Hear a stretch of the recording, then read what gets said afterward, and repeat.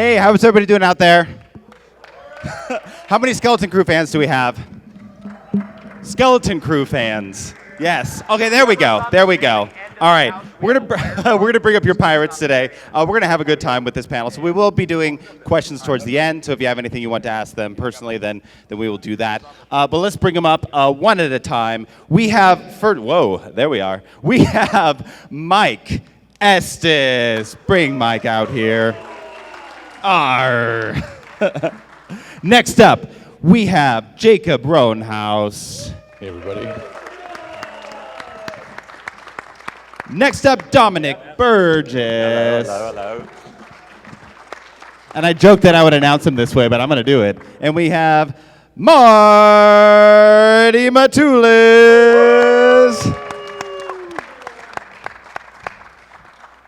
What's up, crew? Hi there. How you doing, man? Doing good, doing good. All right, so could we go down the line and reintroduce yourself and tell everybody what character you played? My name is Mike Estes. I play the character Pax in Star Wars Skeleton Crew, the guy with the two eyes, one of them shot off. My name's Jacob Roanhaus. I play Glurb. He's a Quarren pirate. I don't know if he's completely gone. Maybe he just got tased. it is Star Wars. Man. Maybe just got tased. It's a kid's show. We're not killing people off, man. Hello, I'm Dominic Burgess. I play Beef. I have a melted face and a mullet. Thank you so much. I'm Hayden Christensen. I play Marti Matulis. Play Vane on the Mandalorian and Skeleton Crew. So being in Skeleton Crew, obviously you're the first real live action pirate crew that we're seeing, and we're getting to be involved with that. So what was the experience being on set? Were you in the volume? Were you on real sets? What was the pirate experience? Entirely volume from my side. I'm not sure if anyone else got to escape the volume, but I escaped the volume when we invaded the planet in the 8th episode. We filmed in a quarry. That's right. And then there was some filming internally. There was a deleted scene from episode 8 where Beef broke into Neil's house, and I had a little bit of a scuffle with Neil's dad, but that never made it to screen. I demand special features of behind the scenes Me stuff. too. I would love to see that. Yeah. Wait a second. You had a scene where you tussled with Neil's dad? Yeah. So did I. That was Did deleted. you? Yes. I didn't know that. Did yours make it to screen? No. What is the beef with? What is the Don't beef know. with Neil's dad? I had no idea. What? Oh. Neil's dad was getting him into some trouble. I need to see this. I need to see this. What was when being on the volume? What was that like experience as an actor? Trying to immerse yourself in that, was that really helping with the immersiveness? And did it feel like a whole large, cove? Well, from a tech nerd standpoint, I could barely get onto the stage. It was hard to pass the control booth because the toys are amazing, and what it takes to run that thing. I could tech nerd out, but that's not why we're here. So when you're out there, you're in the world. So a lot of times when you act and you have a green screen or an incomplete set, you have to kind of rely on hopefully your imagination to carry you through. But when you're surrounded by the world, there's nothing to do but just enjoy it and remember why you're there, because everything looks right, it feels right, and it's fast too. When they want to change something, they literally just call it up on an iPad, and suddenly the entire world swirls around you and you're ready to go. So there's a little downtime, and you get to stay invested in the world for as long as you're out there. It's delightful. I thought it was fantastic. A lot of times they have set pieces that are in front of the volume, so there is a physical, practical thing to interact with before you get to where the screen is. It's pretty amazing to see, and sometimes it's a little bit distracting because you want to see what's going on, there's a little this or a little of that, and you kind of have to pay attention to what's happening in the scene and not get lost in all the details that you like to find and pick out. I will say, not getting lost, Beef has a milky eye, so I could only see out of one eye. something about the volume is the stage is kind of like this, where we're acting, but then there is a big gap between the stage and the volume screen, so it goes below the screen. So I almost went down a couple of times when they ask you to do a tracking shot, and they're like, go to the end of the stage. There's a big gap, about a 2-foot gap. Let it be. You could have become a behind the mean scenes with like see-through people falling down. Yeah, There's, I like, don't want to be the beef, one yeah. destroying a That's not what you want your legacy to live on. Screen. Yeah. No, not on my watch. I had such low visibility in my mask as well that we had to have PAs walk us out to set sometimes, depending on the set, if there was obstructions or whatever, or a pathway that was dark. We had to have PAs walk us out and put us on our marks. There was actually a scene in the show where all the pirates are running down the big tube. Remember that scene? Yeah. When we first attack the very first ship, and we're running down the tube, we breach the vessel, and I couldn't see anything. And the tube was about this wide, and there was about 40 of us, pirates, 30 or 40 of us, and none of us could see, most of us couldn't see, and they just said, go, run. And we all had blasters, and nobody could see, and everybody was tripping over each other, and we've made it out of the tube, and you're supposed to come out into the ship and draw your blaster, and we're shooting all these people, right? And I thought it was gonna look really weird. It looked great when we saw it on TV, but when we're stumbling out, I felt so ridiculous not being able to see. Like, I thought that I ruined every shot because I couldn't And the see. ramp was steep too. Yes, You yes. come out and my boots were heavy, and Yeah. I'm not the most agile bear in the world. So yeah, very hard to see. And that was Well, a lot of fun. in the whole getup, not really being able to see, and for those that do cosplay, it's not necessarily the most user-friendly outfits with that. Talk me through the makeup prosthetics process, because each of you had a crazy getup, but what was the process for you every day? Well, before we even get to the point where we're getting makeup put on us, we go get a life cast where they duplicate your head, and the sculptors will sculpt the character, and they mold it, and they make the appliances that go on.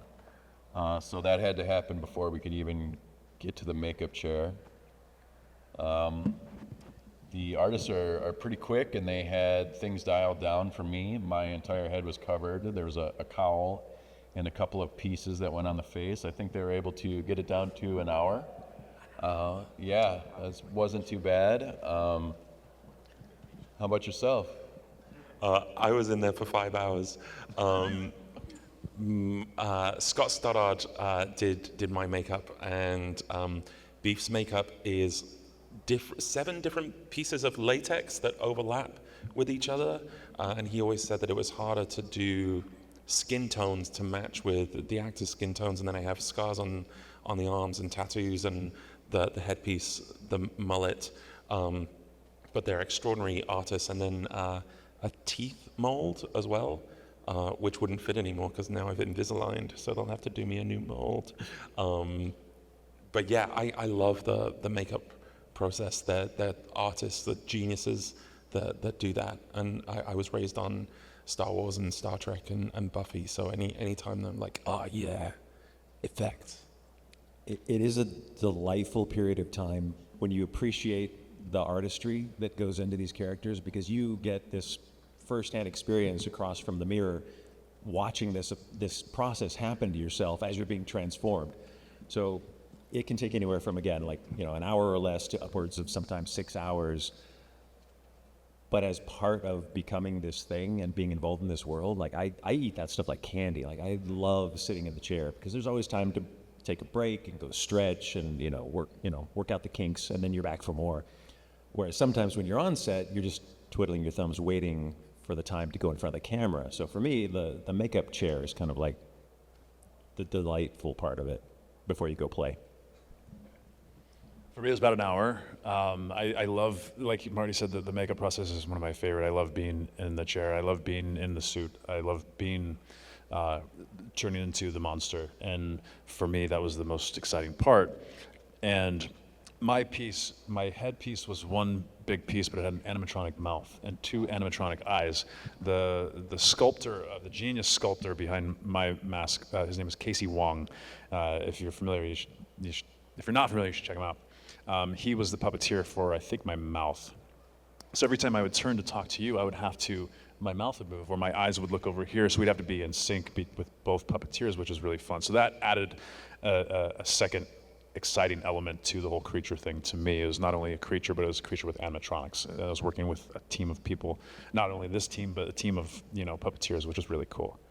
So. Like what kind of working with the animatronics and coordinate with that? Like how long did it take for you to sync that up? No, well, not long. We would just step off set and say, so this is the scene, this is what we're going to do, and we'd rehearse it. We didn't get a lot of rehearsals. I didn't really know what I was getting into every day. I came in through the stunt department, so I wasn't given scripts. I was given sides on the day, and it's sort of like, okay, this is what we're going to do today. So you didn't really find out what the plan was until you're there.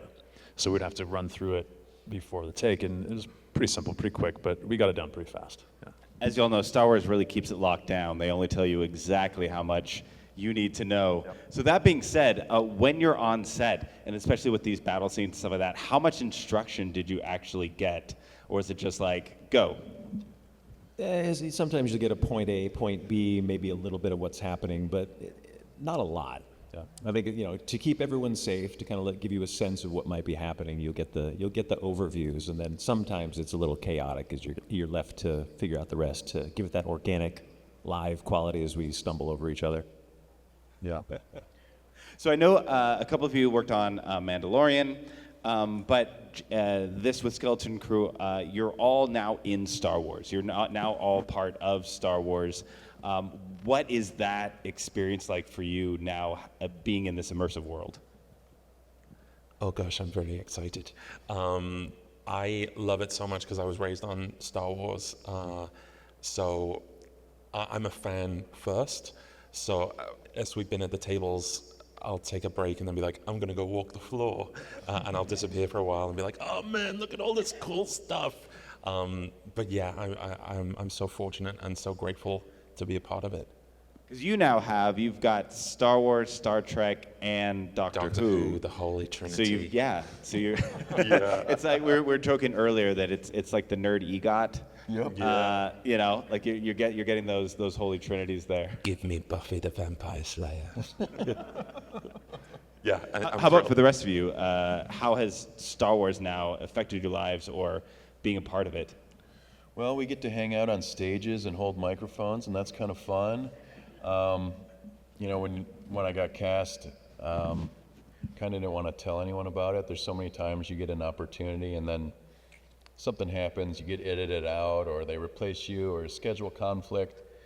But once we filmed, I told my family, I played this character in this Star Wars show thing, and I don't know if it'll make it or what'll happen, but when it finally came out and aired, I was able to talk more about the character, and it was really cool to see my kids and my siblings and my folks kind of be able to enjoy it with me, because once again, I grew up on Star Wars. I wasn't old enough to see the original 2 in theaters, but I was old enough to break my older brother's action figures that he was collecting and appreciate it before I actually saw it. So it was really a pinnacle thing. It was pretty great. Marty, your character Pirate Vane started off in The Mandalorian, and then it made his way to Skeleton Crew. But how did that happen that you were in The Mandalorian and then somehow are in Skeleton Crew? I had to write so many checks. That was it. I just bribed everybody. No, piecing it together after the fact, I think the vast majority of that decision had to be made with the quality of the sculpt of the makeup, the quality of the costume that was put together, whatever I was doing to embody that when they did the test to see it all put together. I think they realized there was a good potential for this character who could emote and had a personality, to have him continue on and not get blasted in the streets of Navarro, as was the original plan. I was supposed to be a one-day done character, but he reads well. He gives good side eye, so I think that they wanted to take advantage of that and keep using him. And Dominic, you got to hold a lightsaber I did. The ultimate nerd experience. I love it. But My wait, could you everything. tell us what that experience was like? It was my everything. Yeah, that was Bryce Dallas Howard, I think, was directing that episode. Yeah, just to, hold something that has been created wholesale for Star Wars. It feels like holding a piece of history in your hand. And gosh, if I could pick any set to walk away with props from, this would be the one, but Disney would find you and they would. Mouse assassins. Yes. I mean, that would have been the ultimate pirate thing to do. It would be the ultimate pirate. Yeah, that would be the ultimate pirate thing to do. But I would also like to ask a question to Marty. What is it like having an officially licensed Lego figure? He's a Lego. He's a Lego. The nerd kid in me who was 7 when Star Wars came out, I could not have been more thrilled when the Lego came out. I went to Target right away and cleared the shelves. I would too. I may still have a few laying around the house. That was a treat. Yeah. Absolutely. So Jacob, you played a Quarren with like crazy I love those types of aliens. But originally you were not going to be the voice, if I understand that. Yeah, that's correct. When I showed up on set, we had the script, and I knew that I had to kind of make a placement for the voice. I think they had someone else cast, and kind of asked if we were doing like, are we going full pirate? Are we really doing pirates? And Bryce was like, yeah, we're definitely doing it. And I was like, all right, well, I got to throw out my, fake British accent in front of a very well respected actor, Jude Law, and they didn't laugh me off, so that was good. And I said, I'm gonna really lean into it, but I'm just trying to like hold space for whatever you guys are gonna bring up next. And we got done filming, and I was like, that's cool, and move on to whatever's next in life. And I get a phone call one day that they want to schedule me for ADR, that's audio dialogue replacement. And I was like, oh, that's kind of cool. And I ran into you. I didn't even know you were in the show until I saw you for your recording session. Yeah. And we like high-fived, and I was like, oh, pirates. And so they kind of liked what I was doing, and they said, give us a little more like that, give us a little more of this. And we played with the scenes a little bit and tried a couple different things. And I feel very fortunate to be able to have the voice as well as the motion. And I did a really bad Lemmy Kilmister impression, Motorhead, Ace of Spades. So if you rewatch that, you can kind of think of that. I think I pushed a little of that into the character. Mike, you also did work on The Mandalorian. I did, yes. Could you tell us about that?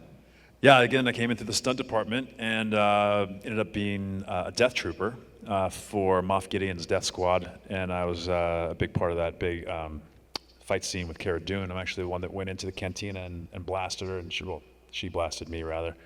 But we had a blaster fight in the cantina, and being part of Moff Gideon's death squad was pretty cool. That's a death squad and a pirate. Yeah, so that's double whammy.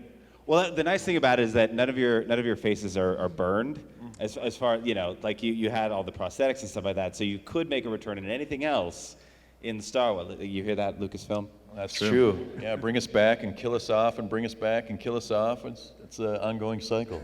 That is always the dangling carrot, the recyclability as an alien creature performer.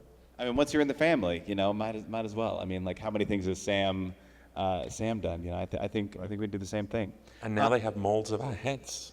That's true. They already have your stats. With cheap labor. So you mentioned this already, but Bryce Dallas Howard, getting to work with certain iconic directors, like as fans, we know like Bryce Dallas Howard episodes are just so good. I don't know anybody who's like, I don't know Bryce Dallas Howard, but like working with a director like that, what was that experience? She's delightful. I think anyone who directs who comes through another avenue like acting or even editing, you get an added sensibility of what might be needed on the set as far as what you're getting or what you want to get from an actor. So her approach as an actor to actors was one of the easiest and warmest experiences of that entire shoot. Yeah, nothing but amazing things to say about her. Yeah, I thought it was really impressive how she kind of motivated the whole team, the crew, not just the cast, and really didn't demand people's attention, but captured people's attention. And you could see that everyone wanted to do their best and contribute their best. And I think a lot of that had to do with her attitude and the respect she had for everybody that was there. Yeah, I think it's so hard to balance what Star Wars is because you're working with the volume and so much technical stuff that she still had a wonderful way with talking to actors to get the performance. So it was performance first. And like Marty said, I think coming from a performance background, so much of that ties into that so that it's not just about the visual. It is about the emotion and the heart of the story. Yeah, Bryce was great to work with. I completely agree with that. She was just she was a kid. You know, we had some really great prep days for some droids and stuff that I was a part of, and she likes to have fun. Like we had a bunch of stunt guys out with these big wooden and cardboard droids that's just running. You know, like a bunch of stunt dudes is running with these big wooden droids, and they're getting shot with blasters and hit with lightsabers and stuff. And she would go, drop 1, drop 2, drop 3. We all had numbers, you know. So it was cool to see like her having fun and like just getting to like pull triggers and like do all this kid play, you know. And she was just really, I don't know, just she liked to play. So that made it really fun for me anyway. I felt like I was a kid on set. Not only was it Star Wars, but I'm a kid on Star Wars with a bunch of other kids having fun, you know. Professional kids, of course, but yeah, it was good. You always want to deliver, and I definitely feel that she made everything very lighthearted for everyone, but you know, still get the job done, you know. Sure. And of course, your first captain, Silvo, who you all mutinied against. Justifiably so. What's that? Justifiably so.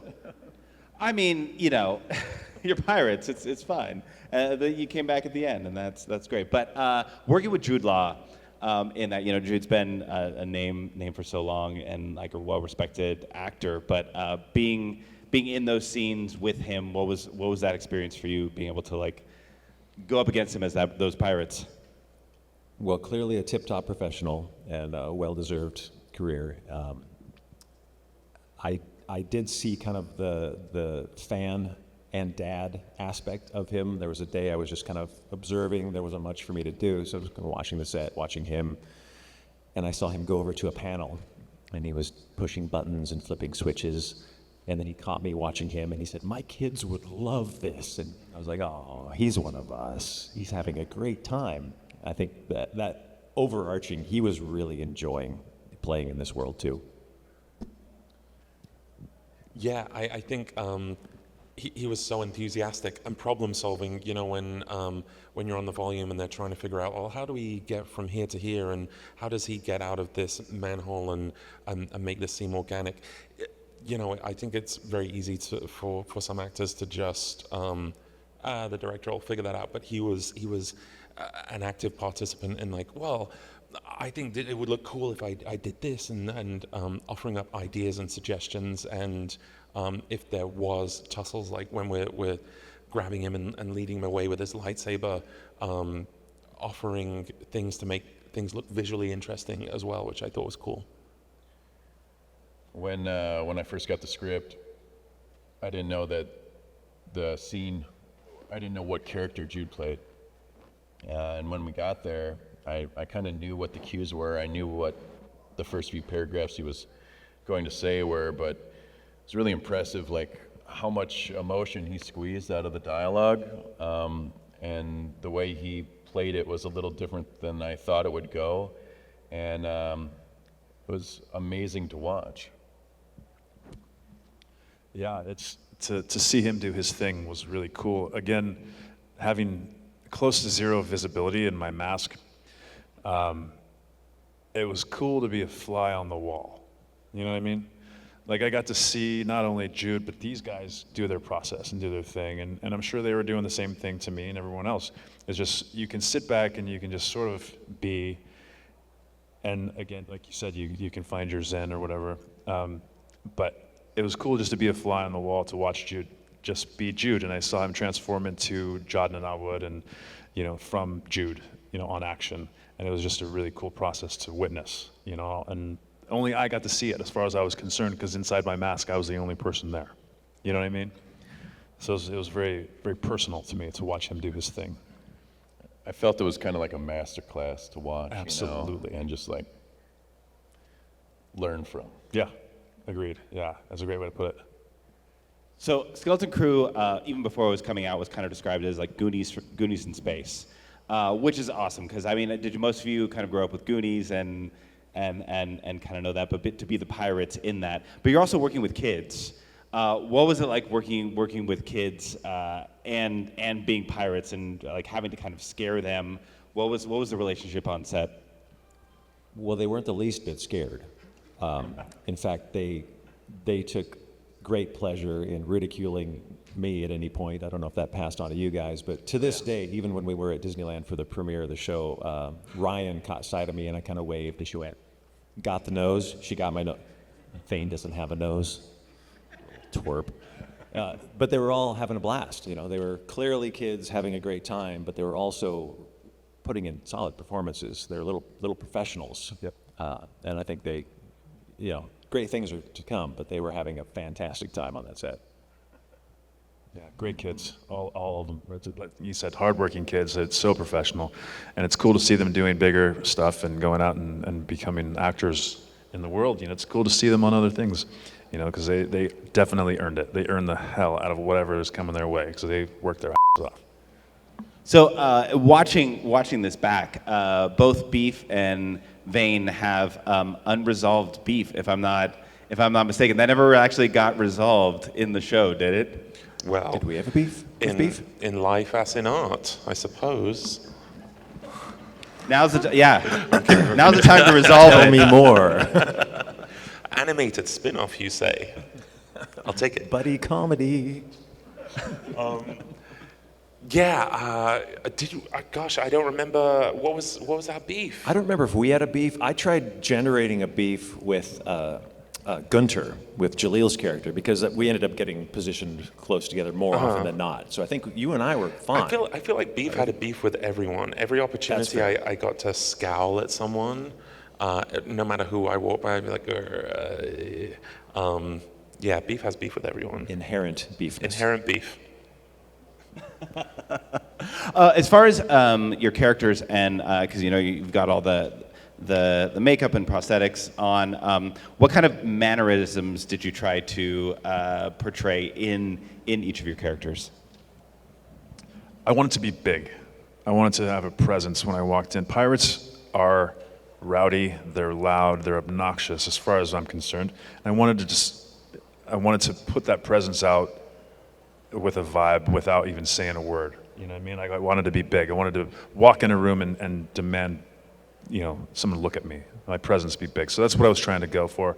I wanted to be big. I didn't want to be the pirate that's sort of I'm just one of the pirates. I wanted to be like in your face and like, this guy has big eyes and one of them shot off. He's seen some shit. He's seen some war. He's seen some battles, and I wanted to put that through, like that he's been tarnished. He's a bad dude, and he's really big. You need to stay out of his way. I don't know. Jacob, how about you? Anytime you're adding stuff to your body, you're making your body or your face larger, and sometimes a small movement can read as a really large movement when you're inside those suits.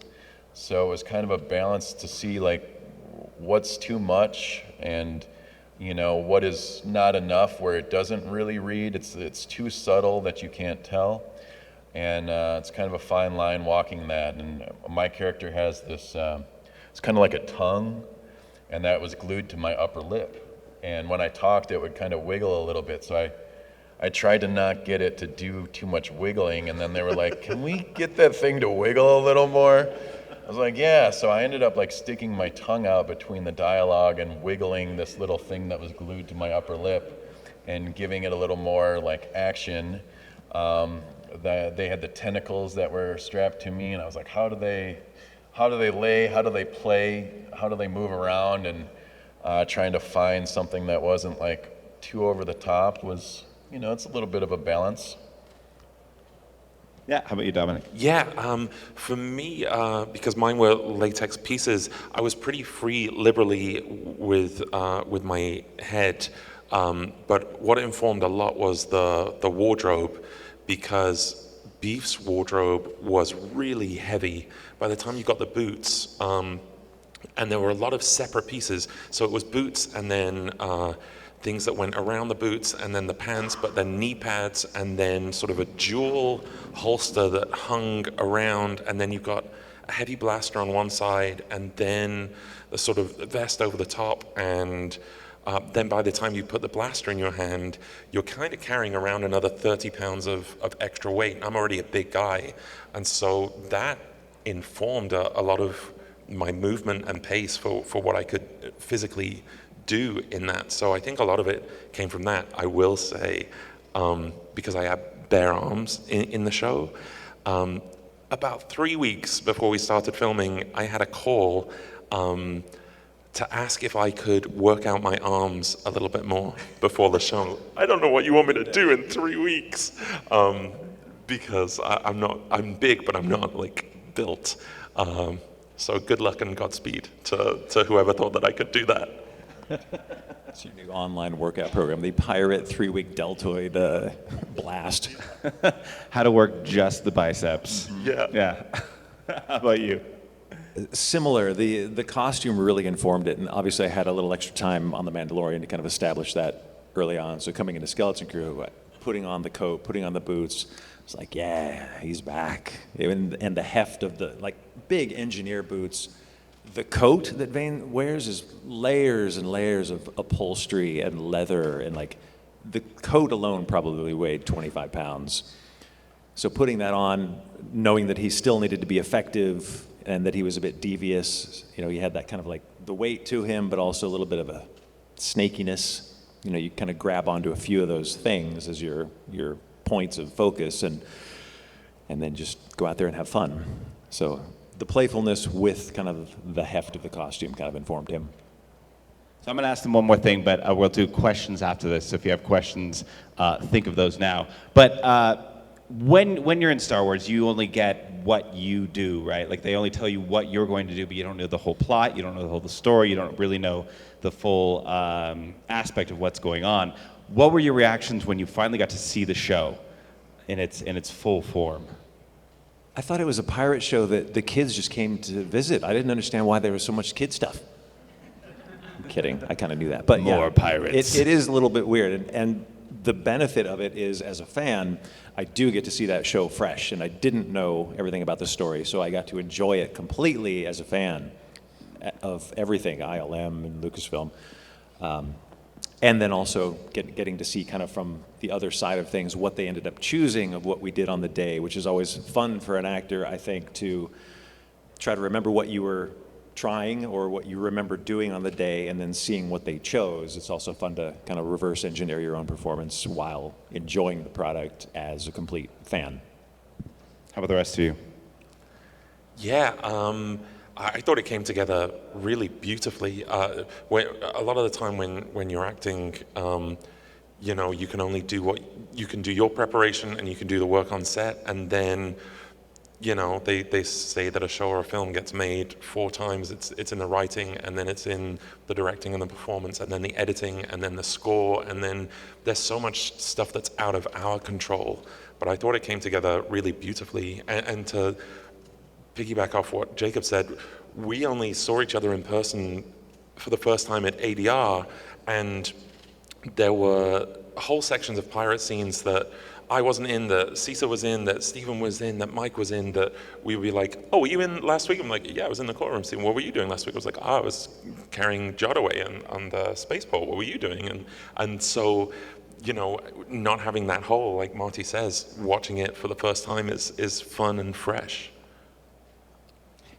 Yeah, go ahead, Jacob. It was great to see it. It was great to watch it as a fan. It was great to have a little bit of insight into what was happening. It was cool to have surprises of other people that I know, that I've worked with, that were in it, that I didn't expect to see. I always like seeing the creatures. Those were always my favorite action figures, so there were creature surprises, and it was delightful. It was delightful. I mean, for me, growing up with Star Wars and Goonies and all of these things, like I've absolutely loved Skeleton Crew, and it really, for me, brought back that childlike wonder that's often lost. But like through the perspective of the kids and seeing all of this, it really let me kind of relive a lot of those same feelings that I had growing up on some of these classics. So I thought it was absolutely fantastic. Are there any questions from the audience? Anybody like to ask? We'll go here. What's your question? Any funny stories? Gosh, I don't think so, because since COVID, everything has been self-taped, so everything's sort of in a bubble in our own homes now. We don't go into the rooms and meet people very much anymore, but they do give you fake material.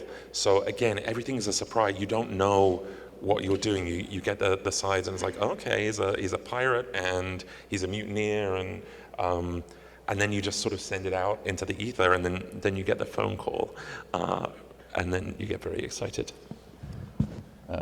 No, go ahead. I actually did an audition. The role of Glurb was originally eyed for Marty to play, and they saw that he was in the scene and wasn't able to play that character. And there was kind of a quick scramble to find someone to fill those shoes. And I have a close relationship with the makeup team, and they had known that I had dabbled in some other Star Wars properties, and Christina Waltz reached out to me and asked if I'd be interested, and I submitted some things, and I got approved without auditioning. It was kind of cool. I didn't audition either. Luckily, I went in through the stunt department as a stunt guy, as a stunt pirate, and I was supposed to be there, for maybe a week or two, doing all the heavy pirate stuff, big pirate gangs. And I went in. This is when we were during the pandemic. We were getting COVID tested every day. We had to test negative to work. So I went in and I tested with my wife was with me. We were driving around, and I tested. I got a call from the stunt coordinator, Colin. Colin called me, and I see it coming through the car, and my wife's like, you have COVID. You're not going to work. That's what the call is. And I was like, that sucks. I just lost Star Wars. And it was Colin, and he goes, hey, so by the way, we got this character that is a stunt-heavy character that we were wondering if you would want to play. It has a name, it's got some dialogue. You'd probably be on for about 5 to 6 months. And I was like, done, sold. And my wife was like, she's like, don't you have questions? And I'm like, no, that's yes, done. And he's like, all right, cool. So I show up, 2 weeks later, and they hand me the PAX outfit, and here we are. But I was just supposed to be some miscellaneous pirate that was just there, and ended up being a stunt-heavy role, and here we are. That's awesome. Yeah, we had a question. Do any of you have a background in stunt besides Mike? I can hit that quickly. Yeah. Not an official or trained background in stunt work, but as a kid who would jump off the roof and fall out of trees, when I started veering into this or falling into this niche of creature performance, I saw that there was an opportunity if I had some amount of capability physically. So I trained, I did sword fighting in school, and was as athletic as a tall, gangly guy can be without being fully into sports.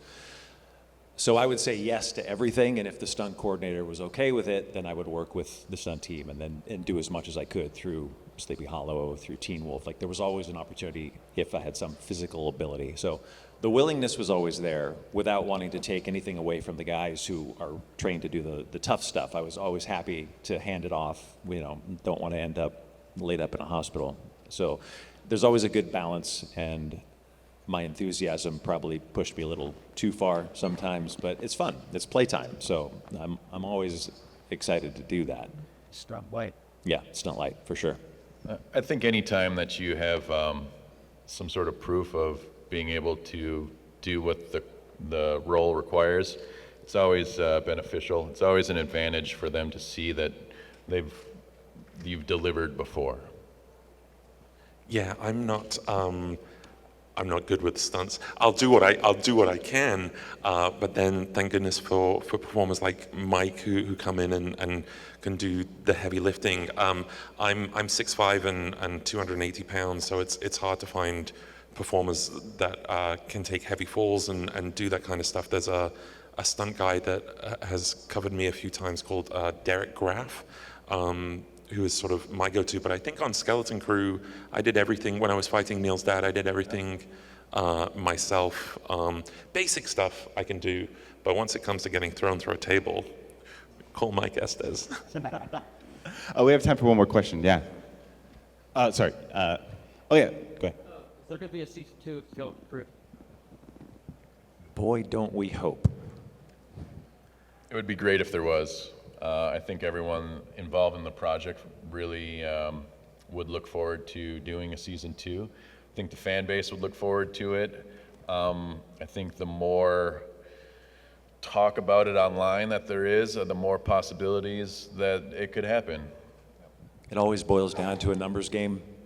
You know, I think it was really well received. I think the numbers are the only thing standing in the way of another season. So tell all your friends. What we watch it could again. use is a rewatch. If everybody after watch it this again. rewatches Skeleton Crew, get those numbers up. We can do this.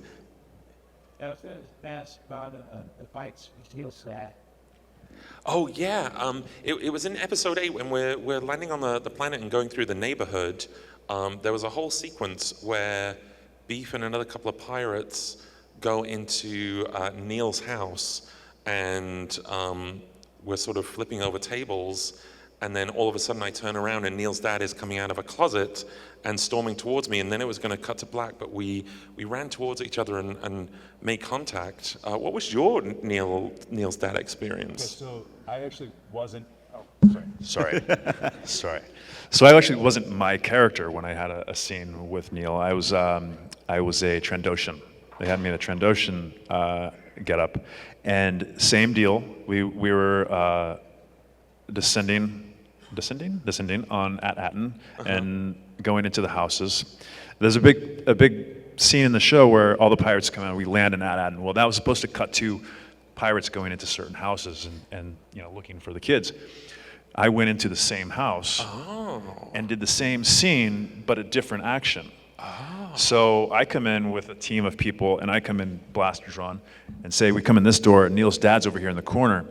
And I come in like this, gun drawn, Neil's dad is over here, and I'm in a jerk vest, a harness. And stunt coordinator Colin is over here, it's a pole. So I come in this way, and Neil's dad grabs me by the chest. Boom. It's the same scene. Yes, I remember you going up and yes. That was the same scene? Okay. Yeah. So, same scene. What a wonderful scene. They need to was a put that great out on scene. Blu-ray, and they need to. Yeah. I remember that because I wasn't in the room at the time. Okay. But I was watching from Video Village. Okay. Yeah. Yeah, it was like a 8 foot from, like he grabbed me by the chest. Yeah. And throws me up against the wall, and I fall, Yep. dead man fall.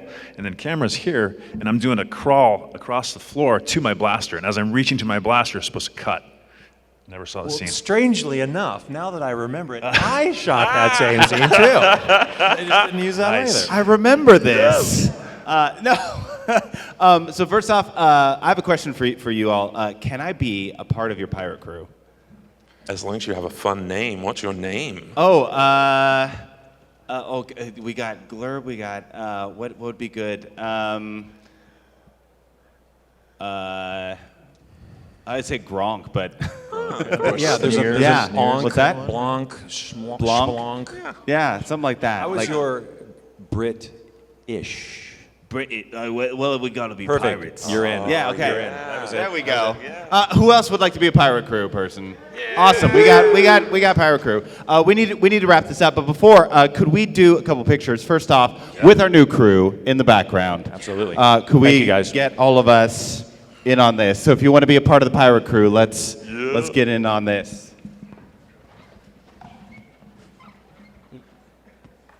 Three, two. Awesome. Nice. Love it. So we could give it up for your crew one more time. We've got Marty, Dominic, Jacob, Mike. Thank you so much. Thank you. And again, they will be out Hashtag there season signing 2. autographs. Get all their autographs.